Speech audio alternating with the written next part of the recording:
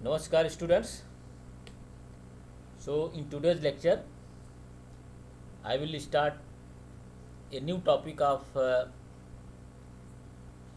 magnetostatic, that is what we will call that is magnetic vector potential. तो जैसा कि हम लोग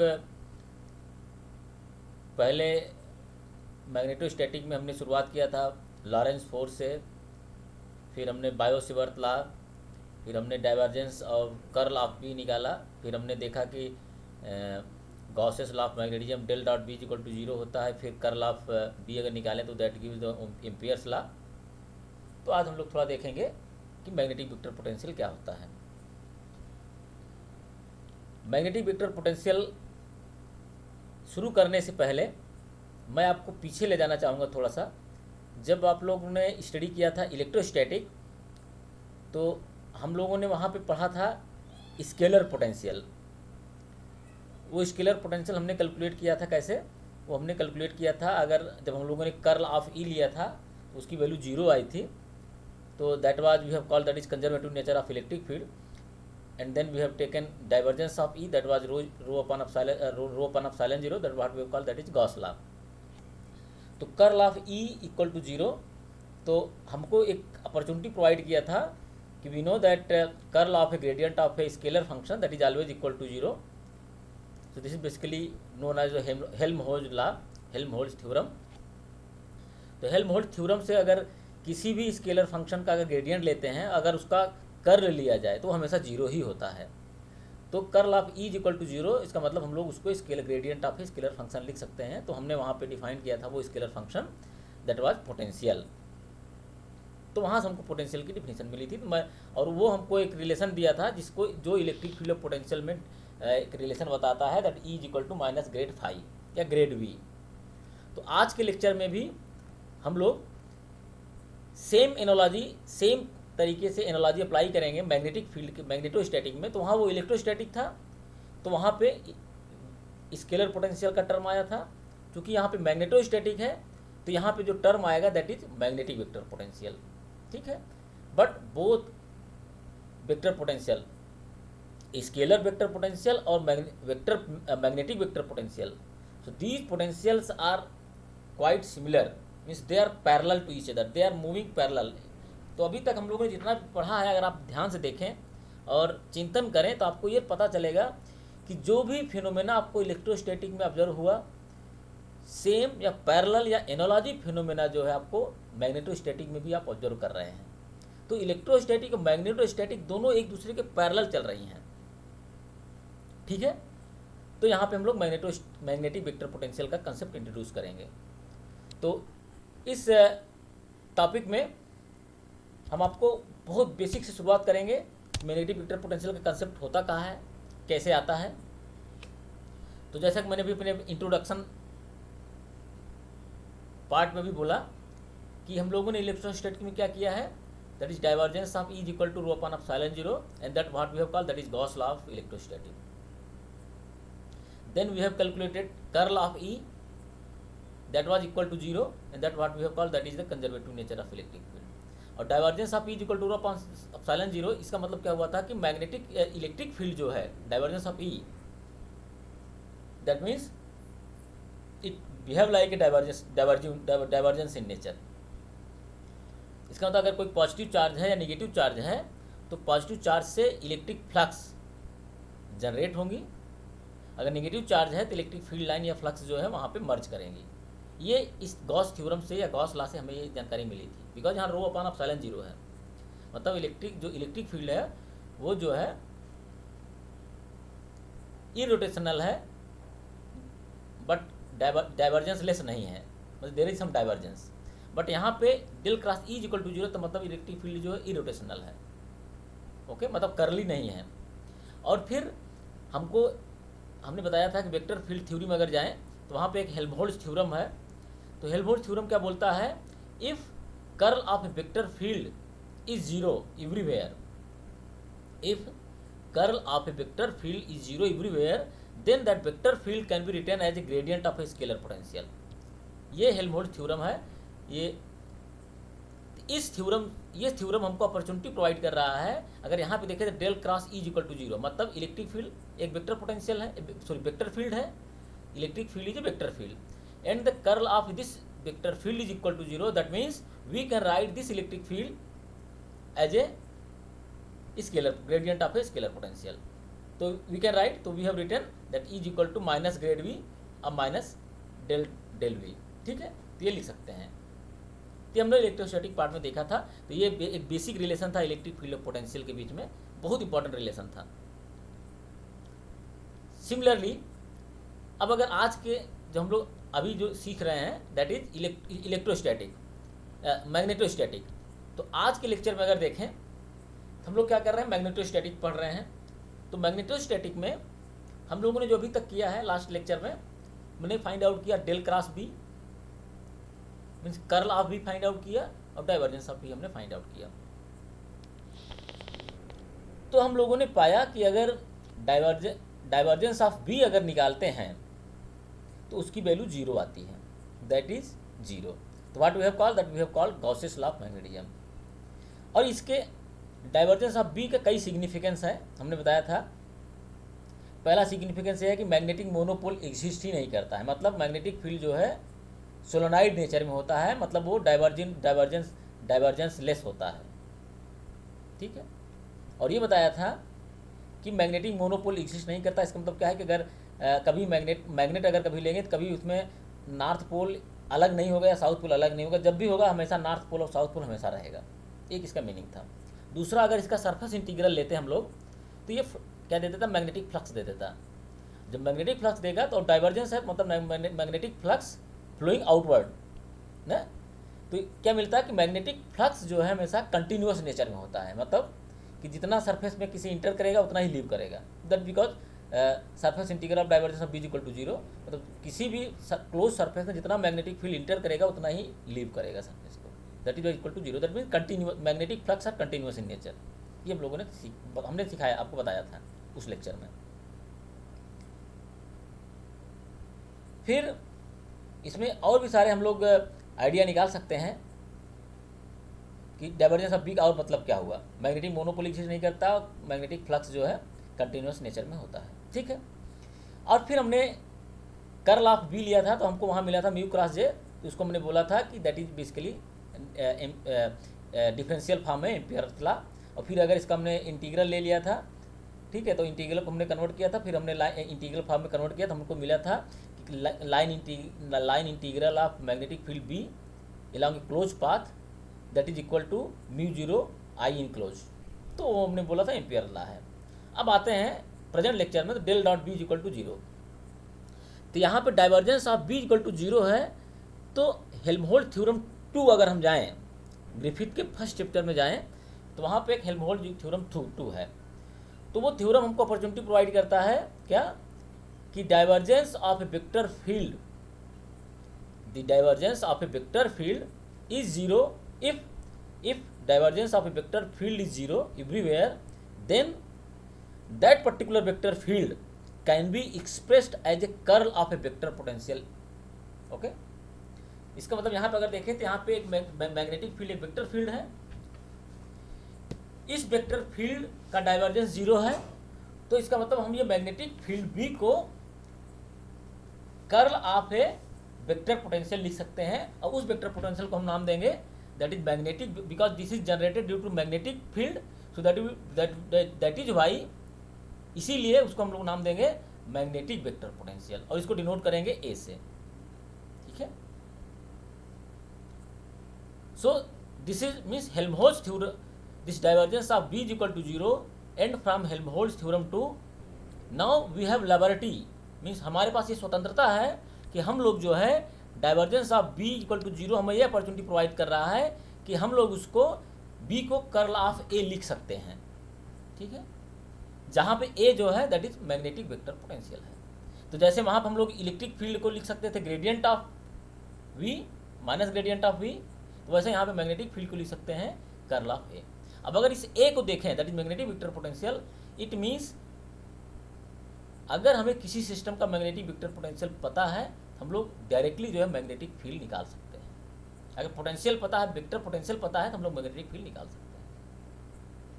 ठीक है, तो हमने एक क्वांटिटी डिफाइन किया, this is known as the magnetic vector potential. तो magnetic vector potential is equal to B is equal to del cross A, where A is the magnetic vector potential.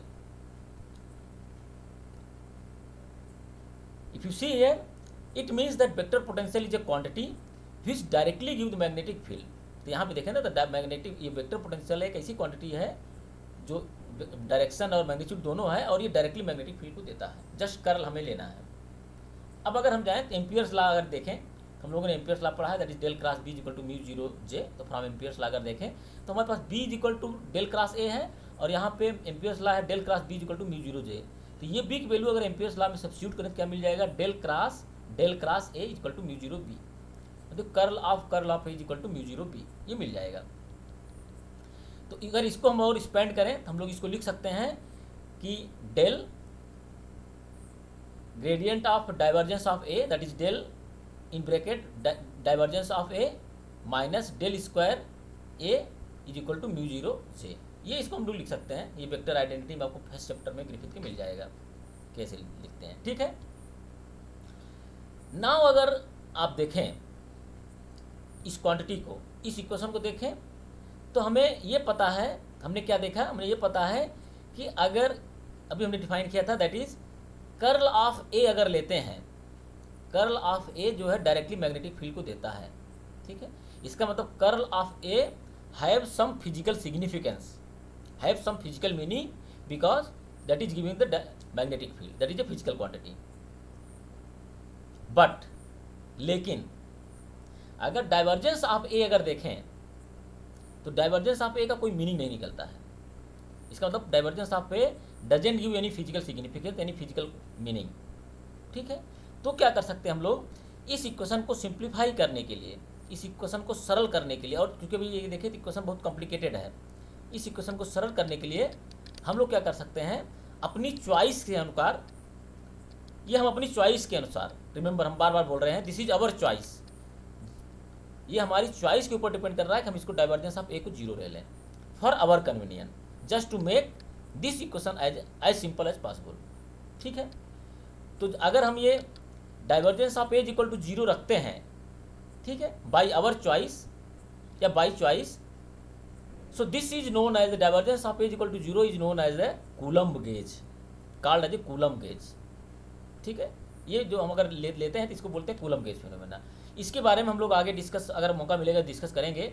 Divergence of A Coulomb gauge क्या होता है, एक और gauge होता है that is known as the Lorenz gauge. Lorenz gauge और Coulomb gauge electrostatic में होते हैं। जब इलेक्ट्रोमैग्नेटिक थ्योरी पढ़ाया जाएगा तब वहाँ पे शायद इसका टर्म आएगा, तो वहाँ पे आपको डिटेल में एक्सप्लेन करेंगे। तो इसका मतलब क्या हुआ कि अगर एम्पियर्स लॉ, ये अब ये एम्पियर्स लॉ है, इस एम्पियर्स लॉ को अगर हम लोग कूलम गेज मीडियम में लिखें, इन कूलम गेज, ठीक है, तो क्या लिख सकते हैं, तब ये वैल्यू जीरो हो जाएगी, तो लिख सकते हैं that will become del square minus mu zero J, ये हो जाएगा ना, ये क्वांटिटी जीरो हो जाएगी, minus del square A equal to mu zero J, तो माइनस सब लिख देंगे तो del square is equal to minus mu zero J हो जाएगा, ये मिल जाएगा। ठीक है, अब अगर इसको ध्यान से देखें इक्वेशन को, इस इक्वेशन को अगर ध्यान से देखें, del square A is equal to minus mu zero J, तो ये कैसा इक्वेशन दिख रहा है आपको, ये सेकेंड ऑर्डर डिफरेंशियल इक्वेशन है। और हम लोग फिर अगर पीछे जाएं, हम लोगों ने इलेक्ट्रोस्टैटिक ऊपर रखा था स्केलर पोटेंशियल केस में del square V is equal to minus rho upon epsilon zero. ये इक्वेशन क्या था, ये इक्वेशन को हमने बोला था पाइसा इक्वेशन, इसको हमने बोला था पाइसा इक्वेशन इलेक्ट्रोस्टैटिक केस में। तो यहाँ पे अगर देखें तो यहाँ पे भी जस्ट वेक्टर पोटेंशियल है, यहाँ पे स्केलर पोटेंशियल था और यहाँ पे minus rho upon epsilon zero था, यहाँ पे वेक्टर पोटेंशियल है, यहाँ पे minus mu zero into J है। दैट मीन्स दिस इक्वेशन, ये जो इक्वेशन आया del square is equal to minus mu zero, ये क्या है, ये एक एक्चुअली पाइसा इक्वेशन है, एक तरह का पाइसा इक्वेशन ही है।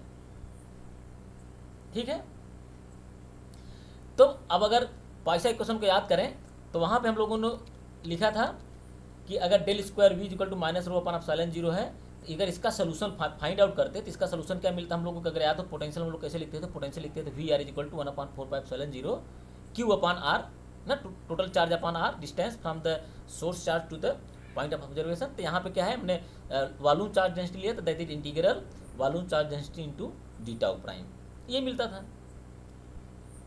इसका मतलब अगर हमारा ये जो पैसा इक्वेशन आया del square A equal to minus mu zero J, अगर इसका हम लोग अगर सोल्यूशन लिखे, एक वैल्यू लिखे तो एग्जैक्टली इसी हिसाब से लिख सकते हैं। तो यहाँ पे 1/4 पाई था तो यहाँ पे भी 1/4 पाई आना चाहिए, यहाँ पे वी आर है तो यहाँ पे ए आर आना चाहिए। तो ए आर वी आर की जगह हमने ए आर लिख दिया, यहाँ पे 1/4 पाई है तो हमने यहाँ 1/4 पाई लिख दिया। यहाँ पे क्या था 1/0 था तो यहाँ पे 1/0 था, तो यहाँ पे क्या है म्यू जीरो है तो यहाँ पे ऊपर म्यू जीरो चला जाएगा, that is why this mu 0/4 पाई हो गया। यहाँ पे इंटीग्रल हमने यहाँ पे इंटीग्रल रख दिया। यहाँ पे वॉल्यूम चार्ज डेंसिटी है, यहाँ पे क्या है वॉल्यूम करंट डेंसिटी है, तो जहाँ पे वॉल्यूम चार्ज डेंसिटी यहाँ रो है तो वहाँ पे हमने जे लिख दिया, ठीक है। यहाँ पे आर था तो यहाँ पे आर था तो हमने भी यहाँ आर लिख दिया। यहाँ पे वॉल्यूम इन्फाइनेटिमल वॉल्यूम था डीटा ऊपर तो हमने यहाँ डीटा ऊपर लिख दिया। इसका मतलब अगर वेक्टर पोटेंशियल की वैल्यू लिखे तो that is A will be equal to vector A which is function of r will be equal to mu 0/4 pi integral J vector which is function of r divided by r into d tau prime, wait this r prime tau prime means they are function of x prime Y prime Z prime and r means that is function of x Y z prime x Y Z. Okay, now अब अगर इसको हम देखें, ठीक है, तो हम लोग इसको डिराइव कर सकते हैं और अच्छे फॉर्म में। तो अगर हम बायो सिवर्ट लॉ देखें तो लेट अस से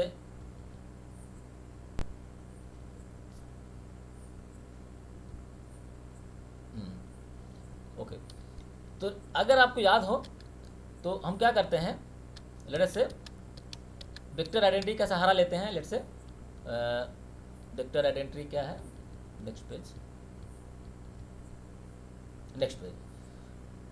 तो let us consider we have a close loop.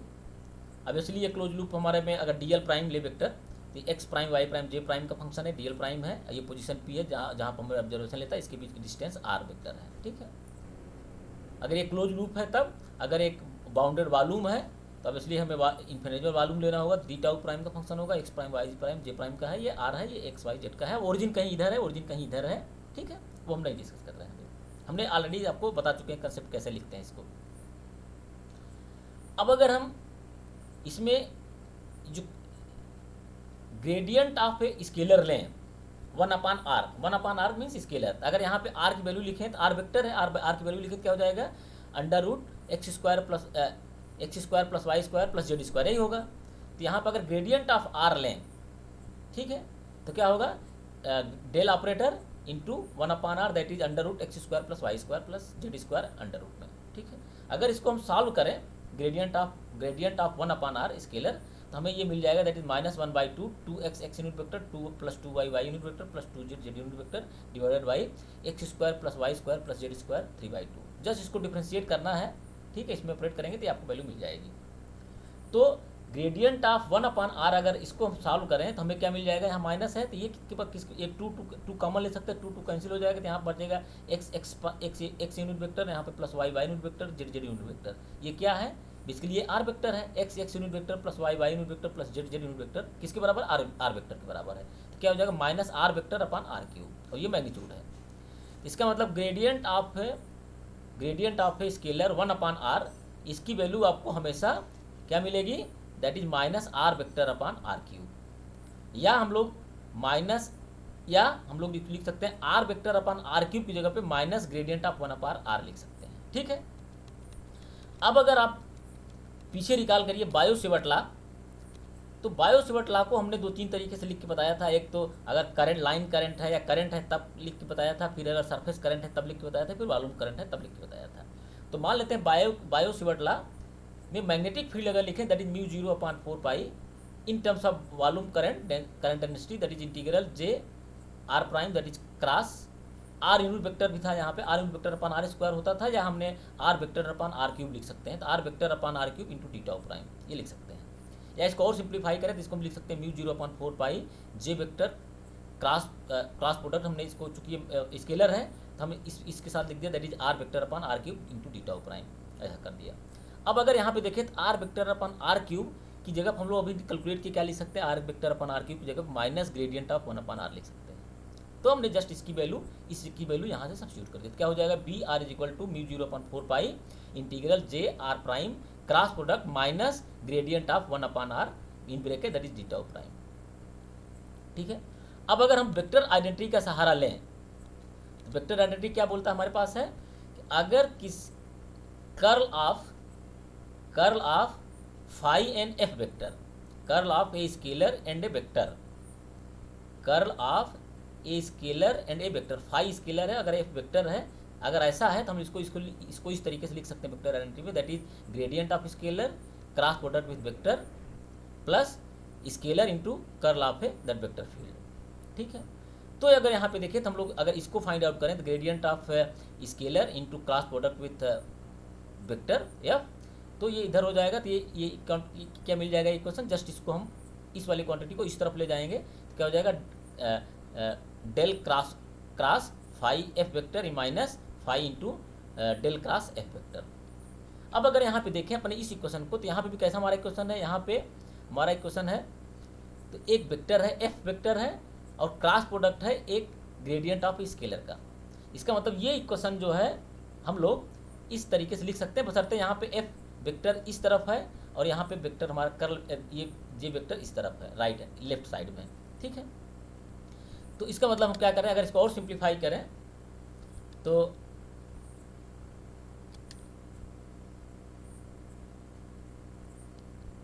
हम लोग इसको लिख सकते हैं शायद पेज नंबर 5, तो क्या मिल जाएगा,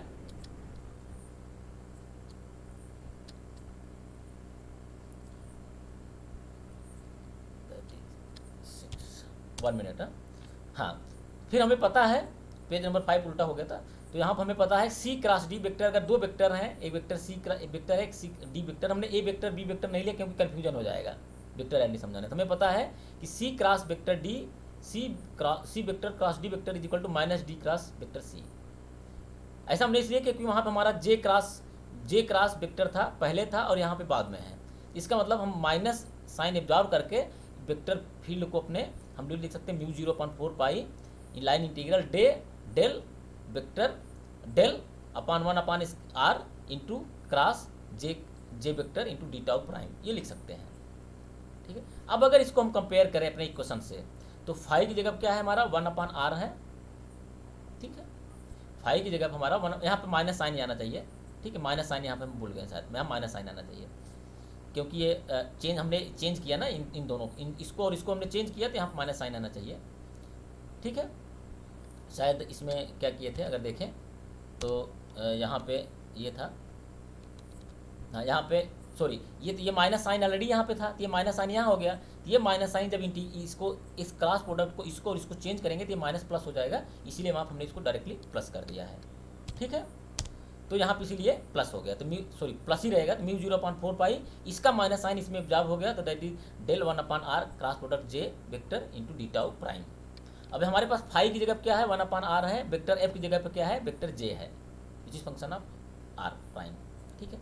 अब अगर इसको फाइंड आउट करें तो क्या मिल जाएगा हमें मिल जाएगा del 1 upon r cross product J r prime is equal to vector identity, पीछे जाएं तो vector identity that is del cross, ये वेक्टर कौन सी आइडेंटिटी की बात कर रहे हैं, हम इस वाली वेक्टर आइडेंटिटी की बात कर रहे हैं। इस वेक्टर आइडेंटिटी से अगर जाएं तो इसमें जो वेक्टर आइडेंटिटी था ये वेक्टर आइडेंटिटी, तो del cross F into phi लिख सकते हैं, तो मतलब del cross 1 upon r into J vector लिख सकते हैं minus 1 upon r into cross product del cross J vector लिख सकते हैं, ठीक है। तो ये वही चीज़ वहाँ पे हमने किया है, तो यहाँ पर हम करेंगे तो यही चीज़ हमने यहाँ पे कर दिया है, तो del cross 1 upon R J vector minus 1 upon R that is scalar del cross J, okay, where J is function of x prime Y prime J prime. अब अगर इस इक्वेशन में देखें तो हमारा डेल क्रॉस जे वेक्टर है, del operator जो है एक्स वाई जेड का फंक्शन है और J vector X prime Y prime Z prime का फंक्शन है। अगर इसका कर्ल लेंगे तब इसलिए इसकी वैल्यू 0 आएगी, ये हमने 0 लिख दिया, ठीक है। क्यों 0 लिखा, क्योंकि del operator x Y Z का फंक्शन है और ये x prime Y prime Z prime का फंक्शन है, तो ये इसके लिए कांस्टेंट हो जाएगा, जब अगर डिफरेंशिएशन करेंगे तो इसकी वैल्यू 0 हो जाएगी, तो ये 0 हो जाएगा। तो हमारा इस इक्वेशन में क्या बचेगा, सिर्फ ये वैल्यू 0 हो जाएगी, तो ये वाला बचेगा। इसका मतलब हमारे पास क्या बचेगा जहाँ पे हमारे पास del 1 upon R in cross product J vector है उसकी जगह हम लोग del cross J vector upon R लिख सकते हैं। तो अगर बायो सिवर्ट को फिर से लिखें तो हम लोग जो बायो सिवर्ट हमारा है, तो ये बायो सिवर्ट हमने लिखा था, इस वेक्टर को, इस बायो सिवर्ट लॉ को, ये जो पूरी क्वांटिटी है इसकी जगह हम लोग क्या लिख सकते हैं, इसकी जगह हम लोग लिख सकते हैं that is mu zero upon 4 pi integral curl of J vector upon R D tau. ठीक है, यहाँ पे ये भी स्केलर क्वांटिटी है, तो इसको भी हम अंदर ले जा सकते हैं। इसको अगर लिखें तो हम लोग लिख सकते हैं, इसको और सिंप्लीफाई करें तो इसको इस तरीके से हम लोग लिख सकते हैं। तो दैट इज, ये इंटीग्रल्स बाहर ले लिया तो del cross mu zero upon 4 pi integral J vector upon r vector d tau prime. तो हमारा जो मैग्नेटिक फील्ड जो बायो शेवर्ट ला था बी मैग्नेटिक फील्ड, उसको हम लोग डेल क्रॉस क्रॉस प्रोडक्ट या curl of mu zero upon 4 pi integral J vector upon R D tau prime लिख सकते हैं। अब अगर इसको कंपेयर करें किससे, इसको कंपेयर करें, हमें पता है B is equal to del cross A होता है। ठीक है, हमें पता है B is equal to del cross A होता है। ठीक है, तो इसका मतलब क्या हो जाएगा, इसका मतलब ये हुआ कि